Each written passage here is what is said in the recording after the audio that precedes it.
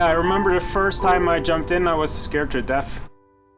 You know that it has the power to mangle you in a second, but it chooses not to, and that fascinates me.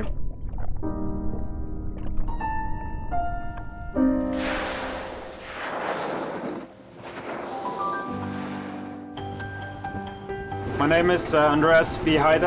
I'm a sailor, adventurer, and a marine biologist from Norway. This is my third season in northern Norway, where I spent the winter with my boat Varje. It's harsh and it's also tremendously beautiful.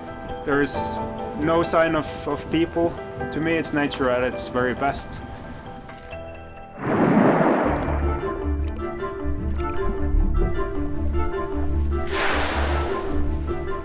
Our goal for this season is to make a documentary about orcas and whales in the wild. What makes interaction with orcas so special is that you know that it's the apex predator of the sea. It has a tremendous power. Often we have to observe them from distance, and at some point they are relaxed and you can approach them, and that's when you get them playful.